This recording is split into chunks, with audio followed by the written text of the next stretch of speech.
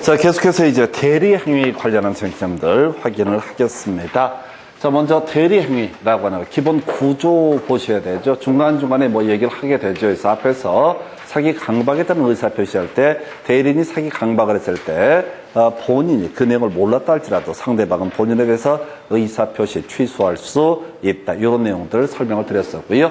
자, 대리행위의 기본 구조 이런 식입니다. 그래서 자, 이것부터 가볼까요? 갑이라는 사람이 자신의 부동산을 을과 매매 계약을 체결한다라고 했을 때 갑은 을에게 등기 넘겨줄 의무를 지게 되고 을은 갑에게 대금을 지급할 의무를 지게 되는 관계, 이걸 일반적인 법률 행위라고 부르게 될 것이고, 대리행위라고 하는 것은요, 대리행위라고 하는 개념은 이렇게가 되어 있죠. 갑의 대리인 병이라는 사람을 선임을 하게 됩니다. 그래서 대리인이라는 사람이 있게 될 것이고, 이 사람이 을과 계약을 체결합니다. 그래서 매도인란에다가 갑의 대리인 병이라고 쓰고 매수인란에 을이라고 쓰게 됩니다. 그러면 이때 의사의 합치가 있게 되면 갑과 병 사이에 일정한 법률 관계, 법적 효력이 발생하는 것을 대리라고 이렇게 부르게 됩니다. 그래서 자, 대리인이 그 권한 내에서 본인을 위하는 것임을 표시한 의사표시, 본인에 대해서 효력이 발생한다라고 해서 이 대리인 병이라는 사람이 누구 갑을 위하는 것이다. 갑의 대리인 병이라고 의사표시를 하게 되면 본인에게 법적 책임이 발생한다. 그래서 자, 갑은 을에게 소유권 이전 등기를 해줄 의무를 지게 될 테고, 을은 갑에게 대금 지급 의무가 발생하게 된다라고 할 거, 요렇게 하나 볼 거고요. 자, 그래서 이렇게 유효한 대리 행위가 되게 되면 나중에 갑이 을에게 소유권 이전 등기를 넘겨주지 않게 되거나 을이 갑에게 대금을 지급하지 않게 되면 갑하고요, 그 다음에 을, 이 사람은 각각 뭘 할 수 있다? 해제권 행사를 할 수가 있다. 해제권 행사를 하게 되면 그 뒤에 가서 손해배상도 같이 청구할 수 있다. 이렇게 봤었죠. 그래서 유효한 대리행위에서 대리인의 상대방 누가 되죠? 을이라는 사람은 이 갑이라는 사람이 대금을 지어자 등기를 넘겨주지 않게 되면은 누구한테? 그 갑에게 취소권을, 해제권을 행사할 수 있다. 절대 대리인한테 해제권을 행사하는 게 아니에요. 바로 이 사람 입장에서 누구한테? 갑에게 어떻다? 해제권을 행사할 수 있다. 이렇게 가볼까요? 갑하고 을 두 사람 사이에 계약이 체결됐다. 갑이 을에게 등기를 넘겨주지 않게 되면 을은 누구한테? 갑에게 해제권을 행사해서, 자, 계약을 소급해서 무효로 만들듯이 대리 행위에 있어서 그 상대방은 누구한테? 본인, 갑에게 뭘 할 수 있다? 해제권 행사할 수 있다. 최근 문제에서 이런 문제가 나왔어요. 을은 병에게 해제권을 행사할 수 있다. 말이 안 되는 거야. 법적 효력, 취소권이나 해제권이라는 것은 그 상대방에 대해서 하는 것이지 중간에 끼어있는 대리인, 법적 효력이 귀속되지 않는 자에게 취소권, 해제권을 행사할 수 없다라고 할 것. 한편 취소라는 개념을 하나 체크를 하게 되면 취소라는 개념을 똑같은 구조가 돼야 될 텐데요. 자, 지금 이제 대리행위 계약이 체결됐습니다. 자, 그래서 지금 갑의 입장에서 먼저 생각을 해보겠습니다. 병이 을을 만나서 계약을 체결하는 과정에서 착오에 의해서 의사표시를 했다라고 하면 그 법적 효력은 누구한테? 갑에게 귀속이 되기 때문에 갑은 착오를 이유로 해서 어떻다? 의사표시를 취소할 수 있다. 이렇게 가는 거야. 또는 이 병이라는 사람이 사기 강박을 당해서 을한테 얼마의 팔기로 계약을 체결했다. 그러면 갑은 법적 효력이 자기한테 귀속되기 때문에 갑이 이때 뭘 할 수 있다? 취소권을 행사할 수 있다. 똑같은 논리 구조야. 자, 이 을이 갑한테 취소권 행사하는 것도 같은 구조로 해석을 하셔야 돼. 자, 이 을이 사기 강박을 당했다. 착오해서 의사표시를 했다. 그럼 누구한테? 갑에게 어떻다? 의사표시를 취소할 수 있다. 이렇게 가게 되는 건데, 문제는 이제 제한 능력 얘기가 되는 거죠.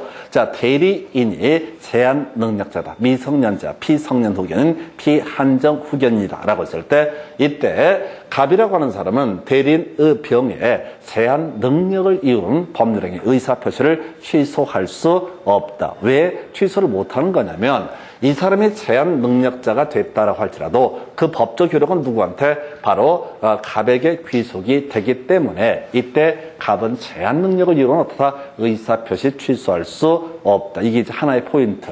다시 앞에서 자 혼자서 이 사람이 착오해서 의사표시를 했다. 사기 강박에 따라 의사표시했다. 또는 제한 능력으로서 의사표시했다. 그러면 상대방한테 뭐라고 할 수 있다? 자 바로 취소할 수 있다. 그런데 문제는 대리인이 제한 능력이었다라는 것을 이유로 해서 상대방에게 의사표시를 취소하는 것은 허용되지 않는다. 좀 독특한 개념인데 그래서 출제가 되게 됩니다. 자 그런 게 하나가 있겠고요. 그 다음에 이제 만약에 대리인과 무효가 되는 경우가 있습니다. 자 대리인이 본인을 위한 것임을 표시하지 아니한 때 의사표시 그 자기를 위한 것으로 본다. 그래서 이 사람이 병이라는 사람이 계약을 체결할 때 갑의 대리인, 매도인 란에다가 갑의 대리인 병이라고 쓰지 않고 매도인 란에다가 병이라고만 표시를 했다. 그러면 이건 소위 타인 권리의 매매라고 해서 최소한 본인에 대해서는 어떤 법적 효력도 발생하지 않는다라고 하는 거.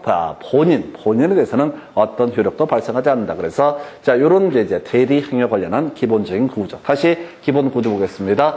자, 현명이라고 나타낼 현자 이름 명자에서 자, 기본적으로 본인에게 법적 효력이 귀속되기 위해서는 갑의 대리인 병 이런 식으로 바로 나타내야지 본인에 대해서 법적 효력이 발생하게 된다. 계약이 유효하게 성립했을 때 상대방이나 본인은 각각 상대방 입장에서는 본인에 대해서 해제권 행사할 수 있고 본인의 입장에서는 누구한테? 상대방한테 해제권 행사할 수 있다. 이건 나중에 채무 불이행의 문제가 있을 때 한편 취소의 문제 가능한데요. 다만 대리인의 제한 능력을 이유로 해서는 그 법률행위를 취소할 수 없다라고 할 것. 그 외에 자, 무효라고 해서 현명, 나타내지 않게 되면 본인에 대해서는 어떤 법적 효력도 발생하지 않는다. 이게 이제 앞에서 공부했던 각종의 법률행위 짬뽕을 해서 한꺼번에 물어보는 그런 주제가 되겠습니다. 최근에 이제 해제권, 취소권 이런 것들 관련해서 계속 이슈가 되고 있어요. 그래서 좀 이따 문제 가지고 설명드리겠고, 그 다음에 대리의 특수한 형태로서 복대리라고 하는 것이 있다. 해서 이 복대리 라고 하는 개념은 이렇게 가야 되죠. 지금 대리인이라는 사람이 있는데요. 대리인이 있는데 어떤 이유가 있어서 또 다른 대리인을 선임을 하는 과정, 이걸 우리가 복대리라고 부르게 됩니다. 복대리라고 부르게 돼서 자, 갑이 있고요. 대리인 을이라는 사람이 있습니다. 자, 그런데 대리인이 있는데 이 사람이 자, 대리권을 수여받은 상태에서 바빠가지고 이 계약 체결하고 이렇게 바쁘단 말이에요. 그래서 병이라는 복대리인을 선임을 하게 됩니다. 야야, 내가 이 갑한테 대리권을 수여받았는데 왜 요즘 바빠서 일처리를 못하고 있다. 네가 이 갑소유 X 부동산을 팔아다오라고 이렇게 계약을 체결하게 됩니다. 이렇게 을이 누구한테? 병한테 복대리권을 수여하게 됩니다. 그랬을 때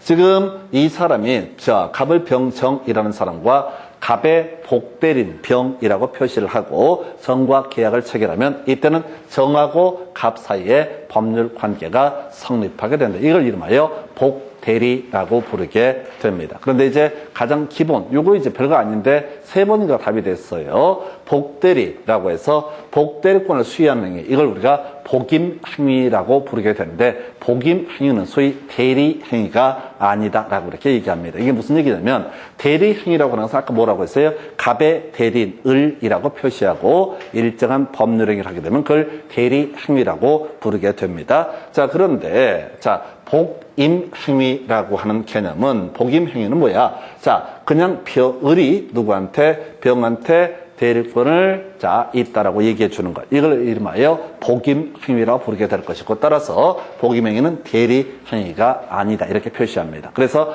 여기서는 이제 출제 포인트가 복대리인, 빨간 대리인, 파란 대리인, 그냥 대리인의 일종이다. 그래서 복대리인 그 권한 내에서 본인을 대리하게 된다. 이렇게 얘기합니다. 그래서 아까 이 병이 정을 만나서 계약을 체결할 때 어떻게 해야 된다고요?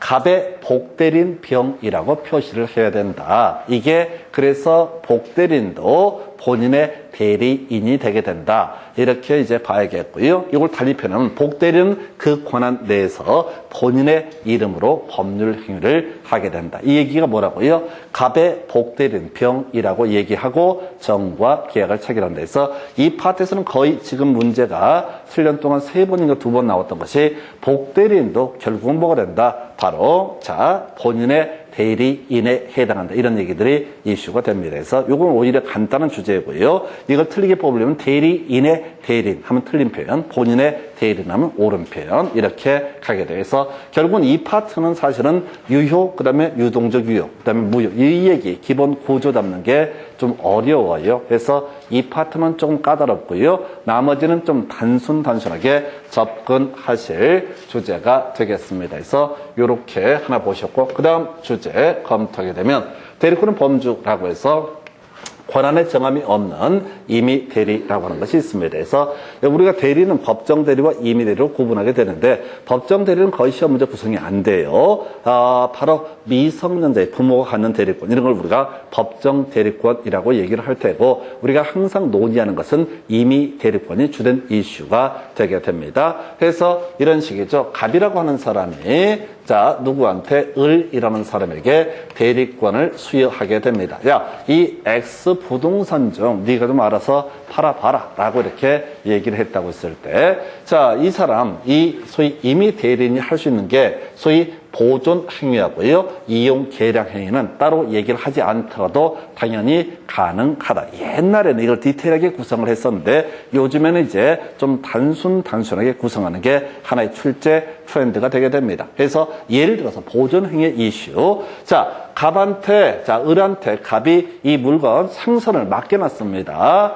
네가 알아서 좀 관리하고 있어. 내가 급하게 지금 자리를 좀 비워야 되니까. 근데 이게 급하게 비운다고 했는데 빨리 돌아올 줄 알았는데 안 돌아오고 있어. 썩을 우려가 있다. 그럼 이걸 매각하는 것은 어떻다? 보존 행위의 일종으로서 따로 이 보존해라 마라, 매각해라 마라 이런 대리권을 수여하지 않더라도 이 사람에게는 대리인에게는 이런 권한이 존재한다. 자주 나오는 게 미등기 부동산의 소유권 보존 등기라고 하는 것이 있습니다. 그래서 우리가 이제 등기법이라고 하는 주제를 나중에 공부를 하게 되는데 어떤 소유권 보존 등기라고 하는 것은 외부에 자신의 권리를 공시하는 수단 중에 하나가 등기, 그 중에 하나가 소유권 보존 등기라는 개념이 되게 될 것이고요. 이 소유권 보존 등기 할 수 있다. 따로 이 권한을 부여하지 않더라도 그 외 시효 중단을 위한 소재기. 자, 요건 좀 어려울 수 있는데 우리 민사채권의 소멸시효 기본 10년 되겠습니다. 그래서 돈 꿔주고 나서 10년 경과되면 더 이상 돈을 받을 수가 없다. 이게 시효 완성으로 인해서 권리가 소멸하게 되는 그런 사유가 될 텐데 지금 얘가 갑이 을한테 캐나다 이민 가면서 각종 대리권을 수여해놓고 자 포괄적으로 대리를 하고 대리권을 수여하고 갔습니다. 그런데 자 을이 병한테 지금 갑이 원래 병한테 받을 돈이 있었단 말이죠. 그래서 자 지금 이제 10년이 다 지나가도록 지금 채권의 수가 안 되고 있으면 소송을 제기해서 시효를 연장을 시킬 수가 있다. 그래서 시효 중단을 위한 소제기 이런 거 있겠고요. 그 다음에 기한이 도래한 채권의 추심이라고 해서 자 이런 경우 있겠다. 지금 병이라고 하는 사람이 갑한테 돈을 갚아야 되는데 대리권 누구한테 있다고요? 을한테 있습니다. 그러면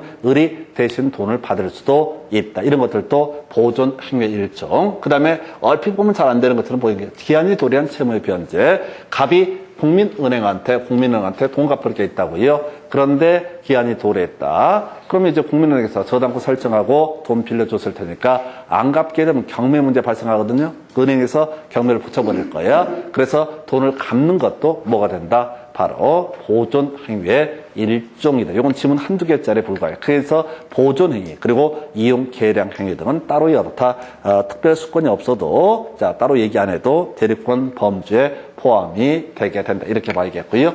계약 체결 대리권. 자 우리가 계약 체결할 때 계약금 있고요, 중도금 있고요, 잔금이 있습니다. 자 그랬을 때 자 사안을 이렇게 접근을 해 가야 되죠. 그래서 지금 대리권이라고 하는 것을 검토를 하게 되면 계약 체결 대리권이라는 거, 요거는 시험 지문엔 더럽게 많이 나오는데 답은 안 돼. 쉽기 때문에 답은 되지 않는 거. 그래서 자, 갑소유의 X 부동산에 대해서 을한테 대리권을 수여한 상태이고 이 사람이 대리인이 됩니다. 병과 계약을 체결을 하게 됩니다. 그랬을 때 이 사람이 계약 체결 대리권을 가지고 있다고 해서 어디까지 할 수 있느냐? 첫 번째 계약금 받을 권리 포함되고요. 중도금, 잔금을 받을 권리 포함되게 됩니다. 자, 그 외에 모두 바로 지금 대금 지급기를 연계줄 권한도 포함이 된다. 해서 이런 식이라고 갑의 대리인 을이라고 해서 병과 계약을 체결을 했습니다. 자, 그랬을 때 이 병이라는 사람이 5월 1일까지 대금을 납입을 해야 되는데 사정이 있어서 5월 10일까지 연기를 해달라고 연락을 해왔습니다. 그러면 대리인은 뭘 할 수 있다고요? 그 연기를 해줄 수도 있다. 따로 이 얘기를 안 해도. 그래서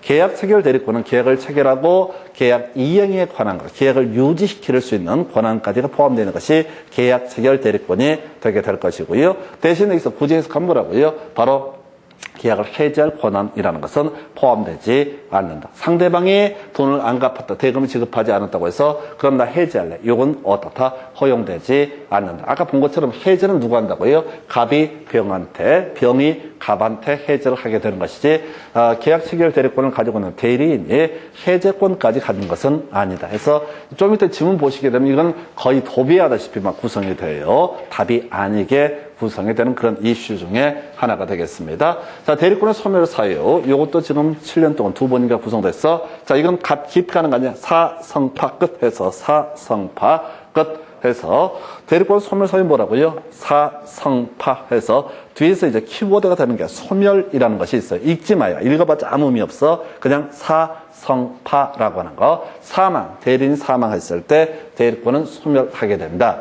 그 다음에 피성년 후견 개시라고 나와 있죠. 해서 피성년 후견 개시는 국가가 보증하는 거예요. 노망 나가지고 어떤 의사결정을 할 능력도 없다라고 국가가 보증하는 것을 가리켜서 피성년 후견 개시라고 부르게 됩니다. 그 다음에 파산 선고까지 세 가지. 요 세 개에 걸리면 어떻다? 대리권은 소멸하게 된다. 복대리인도 마찬가지죠. 복대리인도 대리인의 일종이기 때문에 사성파. 실제 우리 시험 문제에서는 뭐밖에 안 나오냐면 성년 후견 개시하고 파산이라고 하는 거 두 개만 갖고 쟁점을 삼아요. 다만 실제 출제 포인트가 되는 건 뭐라고요? 바로 소멸이라는 이 키워드를 잡아내셔야 돼. 해서 뒤에 소멸한다라고 하는 것이 뜨게 되면 뭐라고요? 사성파 들어가면 어떻다? 소멸한다라고 하는 거. 단순화시켜야 될 주제. 해서 소멸 사유, 사성파. 최근에 한번 구했던 거 답을 뽑았던 주제가 사성파. 그러니까 이 파트가 이제 까다로운 게 뭐냐면 전체를 다 묶어서 한 문제를 구성을 하기 때문에 개별 주제 단위로 하나는 별로 어렵지가 않습니다. 근데 이제 마구잡이로 쏙쏙 나오기 때문에 조금 그게 힘들어져요. 그래서 사성파라는 주제 보셨고요.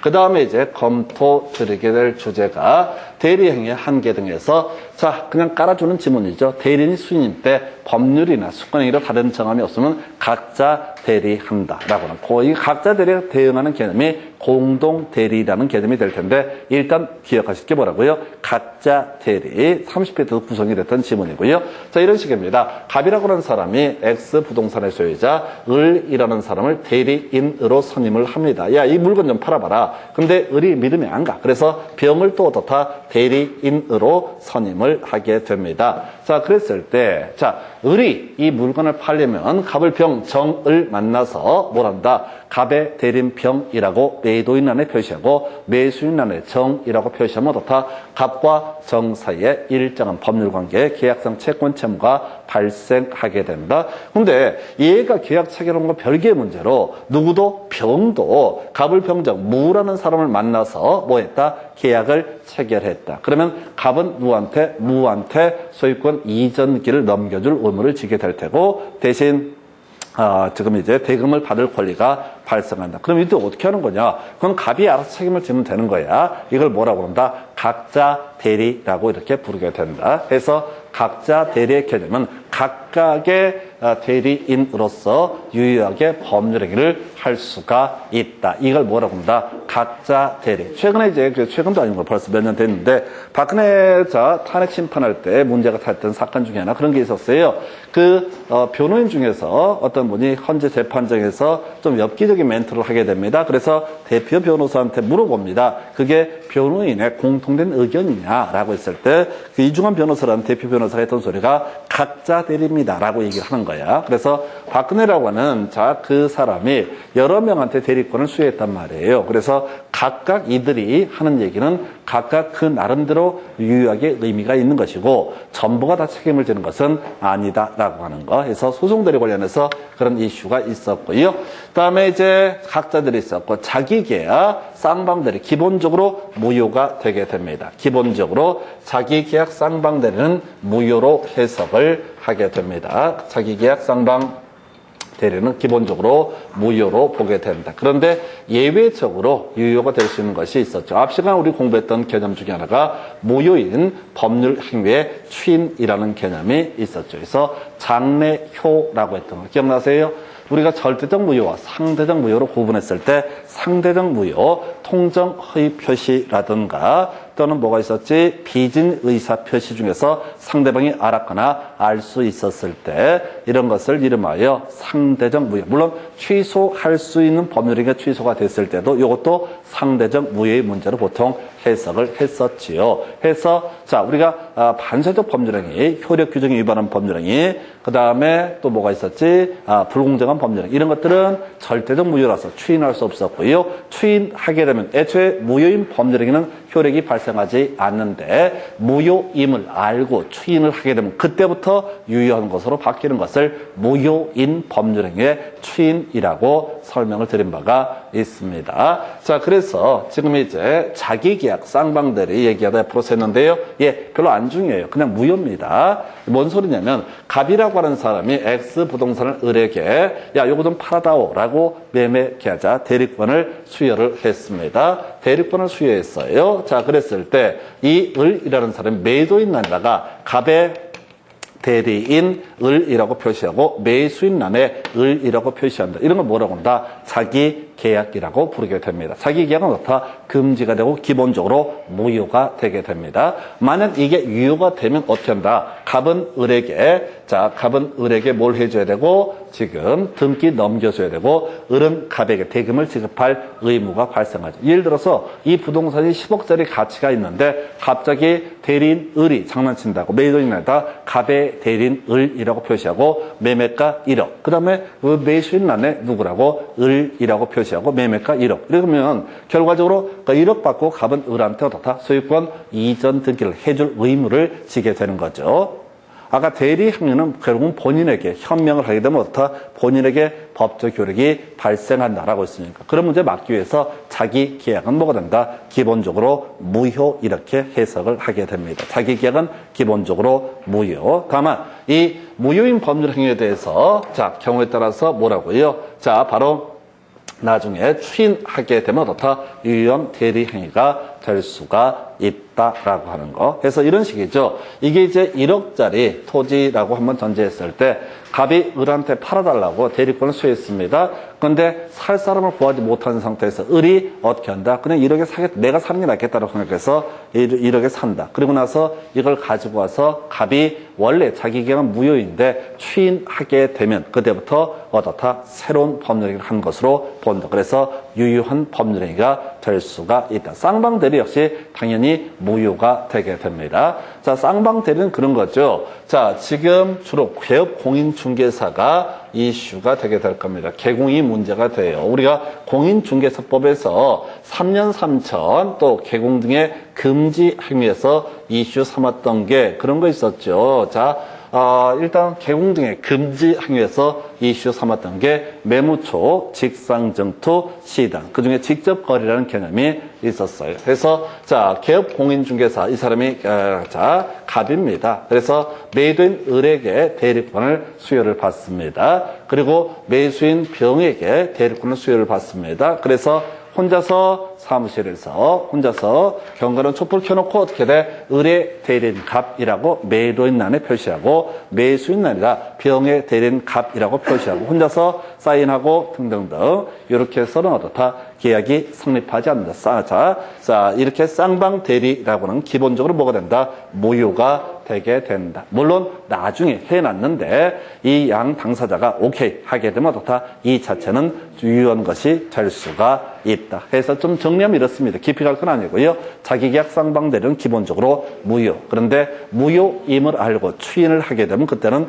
유효한 것이 될 수 있다. 해서 이게 무효인 법률행위의 추인이라는 개념과 연계가 되게 됩니다. 그래서 여기까지가 대리행위의 기본적인 구조. 다시 한번 정리를 해보겠습니다. 해서 자, 스토리가 이렇게 가는 거죠. 자, 먼저 이슈가 되는 게 자, 지금 본인에 대해서 유효하게 성립하게 되는 거 현명 대리라는 개념이 있게 됩니다. 현명 대리라는 개념이 있게 된다. 그래서 자, 대리인이 그 권한 내에서 본인을 위한 것임을 표시했을 때 그 법적 효력은 누구한테? 본인에게 미치게 된다라고 하는 이게 이제 대리의 가장 기본적인 구조가 되게 된다. 자, 그때 이슈가 되는 게 유효하게 법적 효력이 발생했을 때 나오는 문제가 뭐라고요?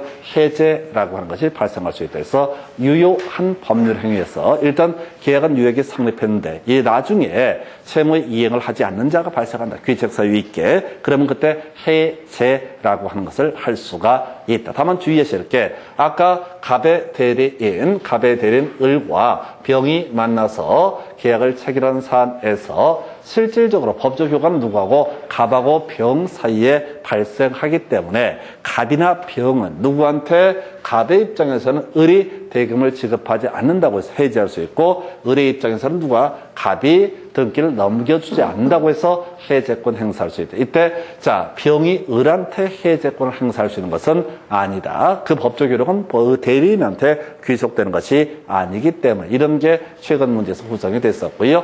한편 주로 이슈가 되는 게 본인의 입장에서 해제라고 하는 주제가 나와 있죠. 그래서 본인의 입장에서 해제라고 하는 거 일단은 대리인이 사기 강박에 따라 의사표시를 했다. 근데 자기가 법적 책임을 져야 된다. 그러면 어떻다? 취소할 수 있다. 그런데 대리인이 제한 능력자였을 때 이때는 제한 능력을 이유로는 어떻다? 취소할 수 없다. 왜?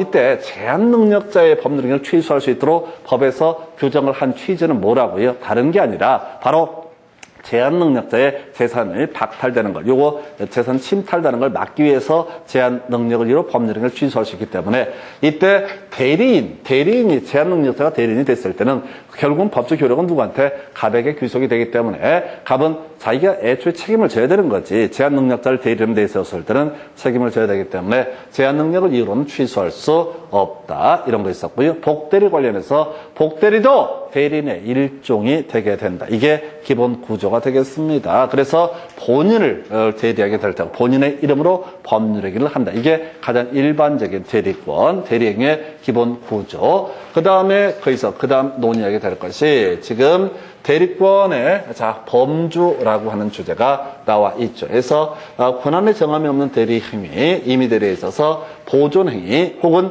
이용 계량행위는 할 수가 있다라고 할 것. 그리고 계약 체결 대리권에서는 범주 관련해서 포함되는 것과 제외되는 것. 그래서 해제권은 포함되지 않는다. 그 정도로 봐야겠고요.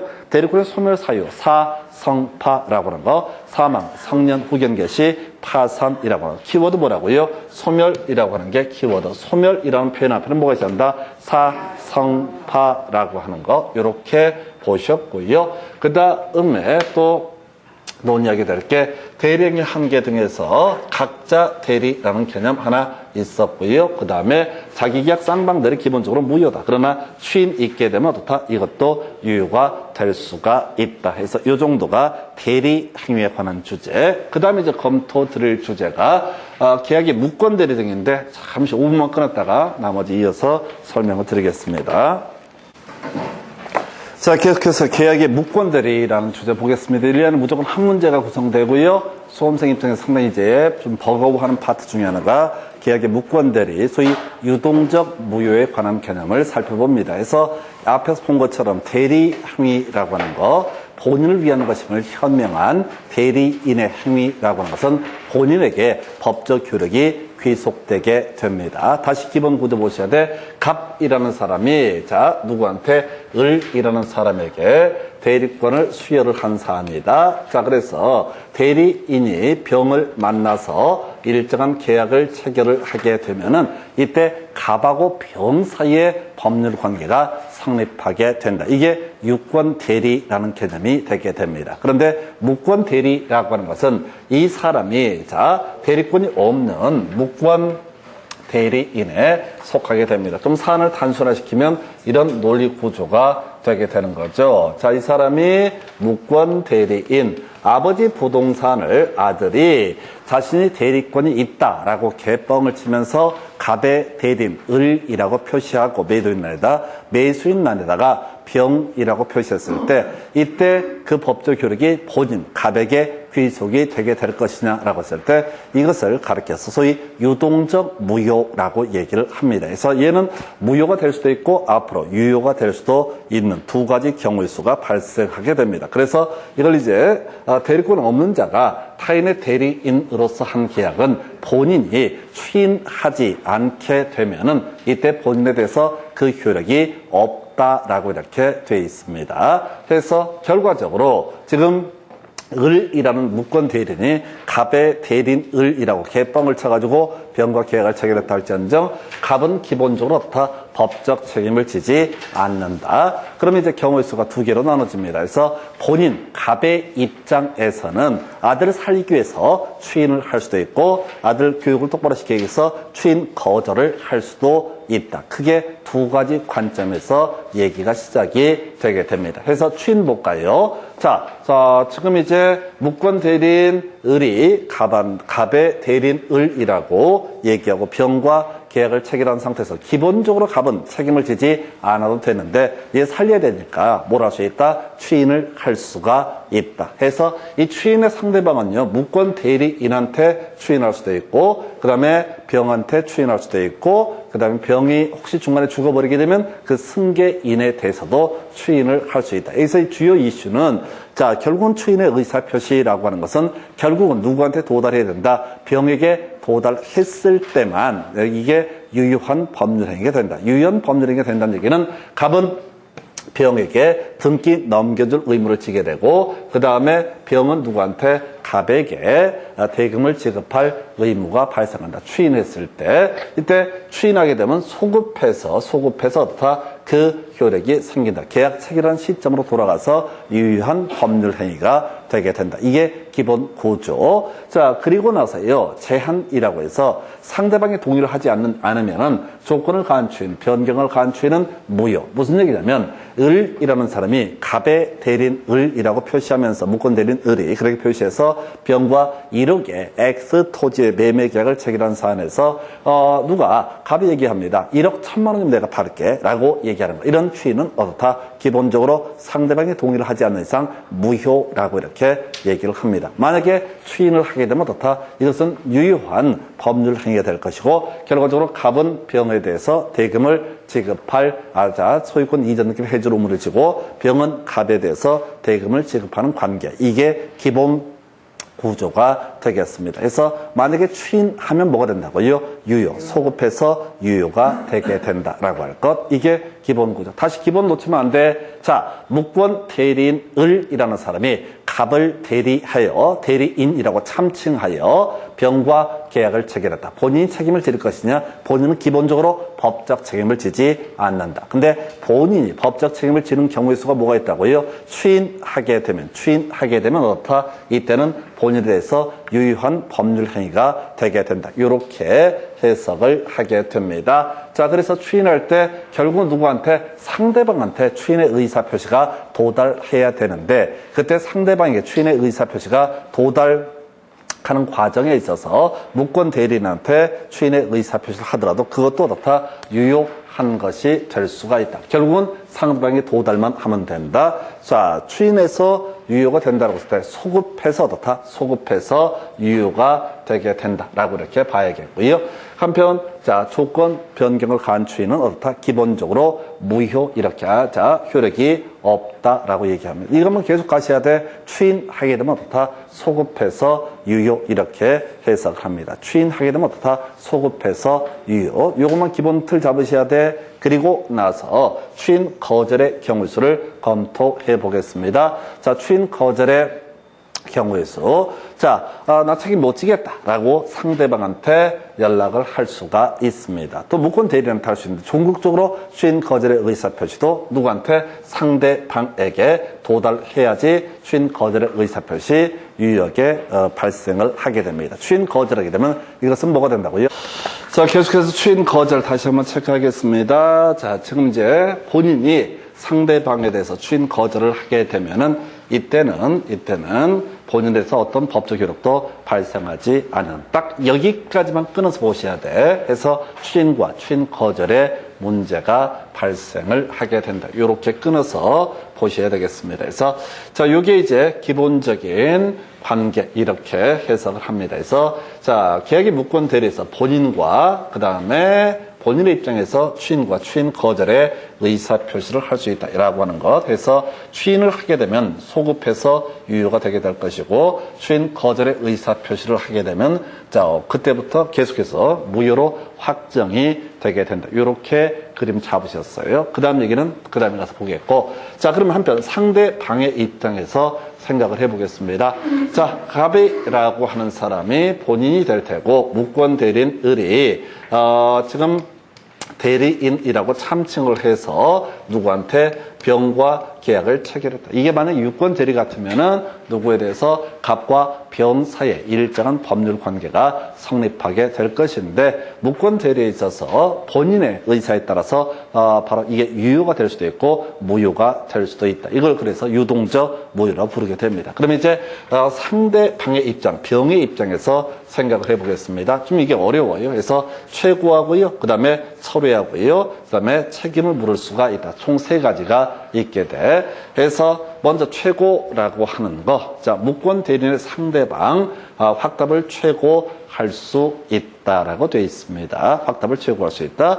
그래서 누가 병이 갑한테 연락을 하는 거야. 야야야야, 이거 지금 당신 아들이 대리인이라고 해서 이 물건을 나한테 팔기로 한 매매 계약을 체결했는데 이거 받을 거냐 말 거냐라고 연락을 해볼 수가 있다라고 하는 거. 이게 최고라는 개념이 되게 될 테고, 이 최고라고 하는 것은 조건이 없어요. 그냥 상대방 그냥 먼저 다 최고할 수 있다 이렇게 해석을 합니다. 그래서 만약에 본인이 그 기간 내에 확답을 바라지 않으면 이때는 추인을 거절한 것으로 본다. 이렇게 그림을 잡게 돼요. 자, 출제 이슈가 되는 것은 철회라는 개념이 되게 됩니다. 그래서 자, 무권 대리인의 상대방은 자, 계약 당시 대리권 없음을 모를 경우에 한해서 즉 선이었을 때 한해서 어떻다 철회할 수 있다라고 하는 것. 선이었을 때는 어떻다 철회할 수 있다. 이게 어렵다고 해서 선이었을 때만 최고할 수 있다. 틀렸다고요? 선이하기 불문하고 최고는 아무 때고 가능하고요. 철회라고 하는 것은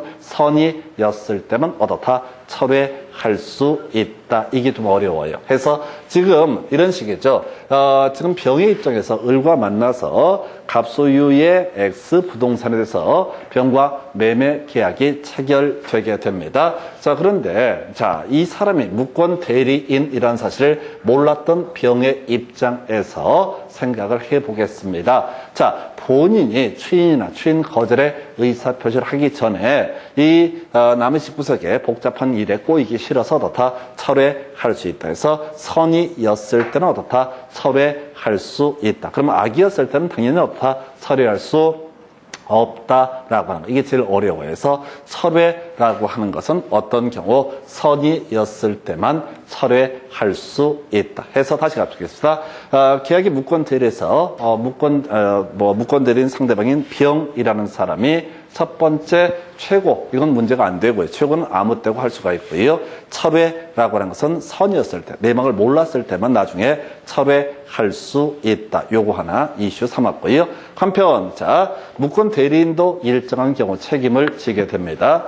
해서 지금 무권 대리인하고 계약을 체결한 병의 입장에서 지금 이 사람이 혹시 본인이 추인 거절을 하게 된다라고 하면 이 병의 입장에 붕 뜨거든요. 그래서 병의 입장에서는 누구한테 을에게 계약 이행 책임 또는 손해배상 청구 등을 할 수가 있다 이렇게 갈 텐데 문제는 예외가 출제가 되죠. 그래서 지금 이 무권 대리인이 제한 능력자였을 때 그리고 알았거나 알 수 있었을 때 대리권이 없다는 사실을 알았거나 알 수 있었을 때 이 두 가지 경우에는 어떻다? 바로 이때는 그 무권 대리인에 대해서 계약 이행 책임 또는 손해배상 책임을 물을 수가 없다라고 하는 거 이렇게 그림을 잡게 됩니다. 해서 다시 가겠습니다. 어려워요. 이 파트가 대단히 까다로운 파트가 되게 될 텐데 자 스토리 무권 대리인의 입장 상대방의 입장에서 생각을 해보겠습니다. 이 사람의 입장에서는 세 가지 이슈가 문제가 돼요. 하나가 뭐가 되느냐. 첫 번째, 자, 최고라고 하는 거 할 수 있다. 이건 선약이 불문하고 그냥 다 인정이 됐었고요. 두 번째, 철회라고 하는 것을 할 수가 있다. 철회라는 것을 할 수가 있다. 근데 철회를 할 수 있게 하기 위해서는 기본적으로 어떻다? 선이었을 때만 철회할 수 있다. 세 번째 이슈, 계약 이행 책임, 손해배상 책임 등을 물을 수가 있다. 그런데 이때 손해배상 책임은 무권 대리인한테 묻게 되는데요. 안 되는 게 두 가지라고요. 제한 능력자였을 때 또는 무권 대리인이라는 사실을 알았거나 알 수 있었을 때 이때는 어떻다고요? 손해배상 책임을 물을 수가 없다라고 하는 이걸 외우셔야 된다고. 더럽게 어려워. 이 파트가 진짜 까다로워요. 해서 다시 그림 본인부터 확인을 해보겠습니다. 자, 본인의 입장에서 계약의 무권 대리와 관련해서 본인은 기본적으로 법적 책임을 지지 않는다. 그런데 이때 추인할 수도 있고 추인 거절을 할 수도 있다. 한 번에 가면 어려우니까 추인이나 추인 거절의 의사표시는 결국은 상대방에게 도달하면은 직접 얘기를 했든 안 했든 추인 또는 추인 거절 의혹이 발생하게 된다. 추인 관련해서 추인이 있게 되면 소급해서 유효가 되게 된다. 소급해서 유효가 되게 된다. 그리고 나서 자 조건을 간추인, 변경을 간추인은 허용되지 않는다. 만약에 추인 거절의 의사 표시를 하게 되면 그대로 그냥 확정적으로 무효가 되게 된다. 이렇게 경우수를 따져봤었죠. 그래서 이게 기본 구조가 되게 될 것이고요. 상대방 입장에 다시 첫 번째 최고할 수 있다. 그 다음에 철회할 수 있다. 손해배상 책임을 물을 수가 있다. 이렇게 가게 되는데 첫 번째 이슈가 됐던 게 지금 이제 최고는 선약이 불문하고 그냥 어떻다? 최고할 수 있다. 이렇게 봤던 것이고요. 두 번째 이슈가 됐던 게 자 철회라고 하는 것은 선이었을 때만 어떻다? 철회할 수 있다. 세 번째, 손해배상 책임을 물을 수 있다가 중요한 게 아니라 예외, 제한 능력자, 무권 대리인이 제한 능력자였을 때는 손해배상 책임을 물을 수가 없다. 또는 알았거나 알 수 있었을 때, 이 사람이 무권 대리인이라는 사실을 알았거나 알 수 있었을 때 어떻다? 손해배상 책임을 물을 수가 없다. 다시 외우셔야 돼. 본인 입장에서는 추인할 수도 있고 추인 거절을 할 수가 있다. 추인을 하게 되면은 이때는 뭐라고요? 소급해서 유효가 되게 된다. 이때 조건을 가한 추인은 어떻다? 허용되지 않는다. 추인 거절하게 되면 그대로 무효로 확정이 되고 기본적으로 누가 책임을 묻게 된다고요? 상대방이 무권 대리인에 대해서 책임을 묻게 될 것이다. 이런 식의 스토리로 가야 되겠고 한편 무권 대리인의 상대방 입장에서는 최고할 수 있다. 철회할 수 있다. 손해배상 책임을 물을 수가 있다. 세 개의 이슈로 가게 됩니다. 최고는 아무 때고 가능하고요. 철회라고 하는 것은 선이었을 때만 어떻다? 철회할 수 있다. 손해배상 책임 물을 수 없는 거 제한 능력자였었거나 알았거나 알 수 있었을 때 이때는 어떻다? 손해배상 책임 등을 물을 수가 없다라고 하는 이걸 외우셔야 된다고 책은 나중에 찾아 드릴 테니까 요거 가지고 가셔야 돼서 자 본인의 입장에서 한 두세 가지 그다음에 무권 대리인의 상대방의 입장에서 세 가지 요 그림을 갖고